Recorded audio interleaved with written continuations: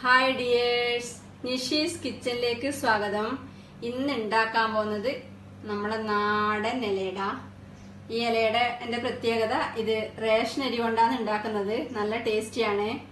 ഇപ്പോൾ ഇതുവരെ എനിക്ക് ലൈക്കും കമന്റും ഷെയറും ഒക്കെ ചെയ്ത് സപ്പോർട്ട് ചെയ്യുന്ന എല്ലാവർക്കും ഒരുപാട് നന്ദി.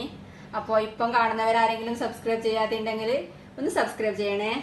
അതിന് സബ്സ്ക്രൈബ് ബട്ടൺ ക്ലിക്ക് ചെയ്ത ശേഷം തൊട്ടടുത്തുള്ള ബെല്ലൈക്കൺ ഓൺ ചെയ്ത് അതിൽ ഓൾ സെലക്ട് ചെയ്യാം. അപ്പോൾ റെസിപ്പീസ് ഇടുമ്പം തന്നെ നോട്ടിഫിക്കേഷൻ കിട്ടും. ആദ്യമായിട്ട് കാണുന്നവരാണെങ്കിൽ ബാക്കിയുള്ള വീഡിയോസ് എല്ലാം കണ്ട് സപ്പോർട്ട് ചെയ്യാം. അപ്പോൾ ഇതെങ്ങനെ ഉണ്ടാക്കുന്നത് നോക്കാം. ഇത് നാട്ടിലെ റേഷനരി പുഴുങ്ങലരി 8 മണിക്കൂർ വെള്ളത്തിൽ കുതിർത്ത് വെച്ചതിന് ശേഷം കഴുകി വെള്ളം ഊറ്റിയെടുത്താണ്. ഇത് പുഴുങ്ങലരി ആയതുകൊണ്ട് കുറച്ചധികം സമയം കുതിർത്ത് വെക്കണം. ഇത് അരച്ചെടുക്കാൻ വേണ്ടി മിക്സിയുടെ ജാറിലേക്ക് ഇടാം.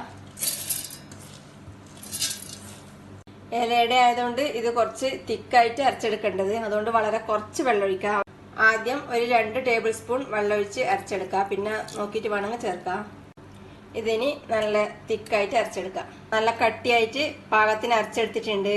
ഇത് പുഴുങ്ങലരി ആയതുകൊണ്ടും വെള്ളം കുറച്ച് അരക്കുന്നതുകൊണ്ടും ഒറ്റയടിക്ക് മിക്സി ഓണാക്കി ഓഫ് ചെയ്ത് അരച്ചെടുക്കാൻ പറ്റൂല. 2-3 പ്രാവശ്യം മിക്സി ഓൺ ചെയ്ത് ഓഫ് ചെയ്ത് അരച്ചെടുക്കാം.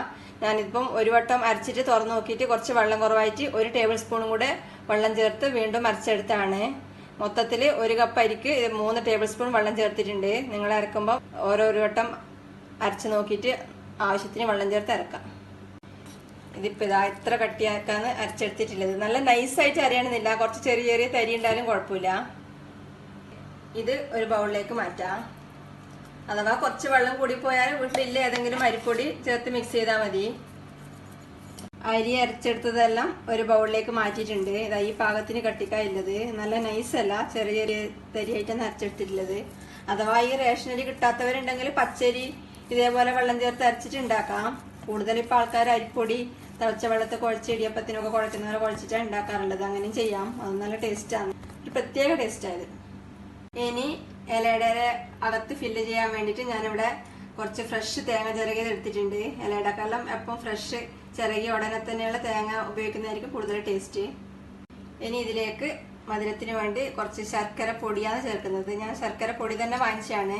മുഴുവൻ ശർക്കരയാണെങ്കിൽ കുറച്ച് വെള്ളം ഒഴിച്ച് ഉരുക്കി അരിച്ചെടുത്ത് ഈ തേങ്ങ ചിരകിയതും അരിച്ചെടുത്ത ശർക്കരയും കൂടെ അടുപ്പത്ത് വെച്ച് കുറച്ച് വറ്റിച്ചെടുക്കുക. എന്നിട്ട് അത് ഉപയോഗിക്കാം. ഇല്ലെങ്കിൽ മുഴുവൻ ശർക്കരയിൽ എന്തെങ്കിലും വേസ്റ്റ് ഉണ്ടാവും.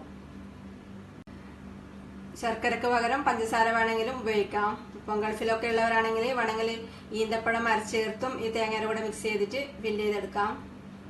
ഇതിലേക്ക് 1/2 ടീസ്പൂൺ ഏലക്കപ്പൊടി കൂടെ ചേർക്കാം.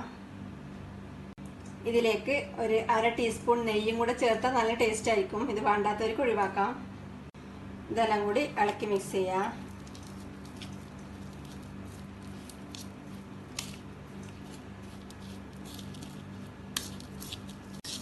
ഇലയുടെ ഫില്ലിങ് റെഡിയാണ്.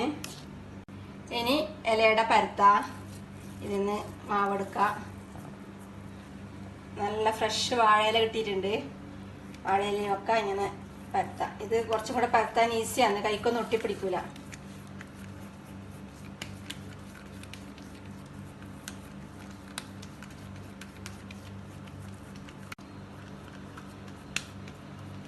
പരത്തിയെടുത്തിട്ടുണ്ട്.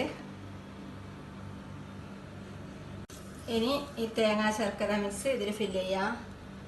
വേണമെങ്കിൽ മുഴുവൻ ഫില്ല് ചെയ്യാം. ഞാനിപ്പം ഒരു പകുതി വരെ ഫില്ല് ചെയ്യുന്നില്ല, ഇത് മടക്കുന്നതല്ലേ, ഒന്ന് പകുതി വരെ ഫില്ല് ചെയ്താൽ മതിയോ. പകുതി വരെ കുറച്ചധികം ഫില്ല് ചെയ്യാം, കുറച്ച് കട്ടിയിൽ.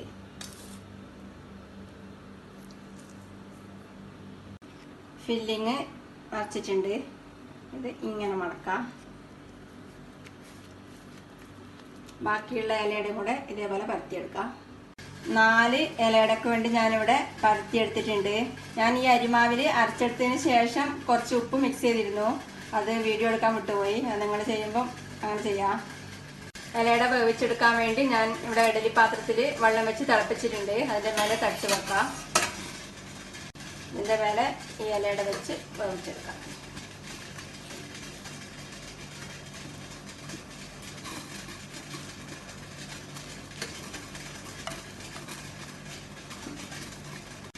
ഇതിനി അടച്ചു വെച്ച് മീഡിയം ഫ്ലെയിമിൽ ഒരു 15 മിനിറ്റ് വേവിച്ചെടുക്കാം.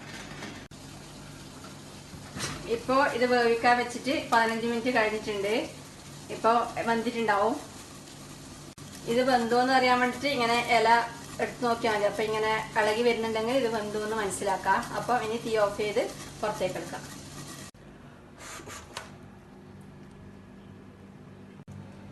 നല്ല അടിപൊളി ടേസ്റ്റില് റേഷൻ അരി കൊണ്ടുള്ള ഇലയട റെഡിയാണ്. ഇത് വേറൊരു പ്ലേറ്റിൽ സെർവ് ചെയ്യാം. ഒരിലയുടെ ഞാൻ ഇങ്ങനെ പീസാക്കി വെച്ചിട്ടുണ്ട്. ഇതാ കണ്ടോ. എല്ലാരും ഉണ്ടാക്കി നോക്കിയിട്ട് അഭിപ്രായങ്ങളും നിർദ്ദേശങ്ങളും അറിയിക്കുക. ഇഷ്ടപ്പെട്ടാൽ ലൈക്കും കമന്റും ഷെയറും ഒക്കെ ചെയ്ത് സപ്പോർട്ട് ചെയ്യുക. Thank you.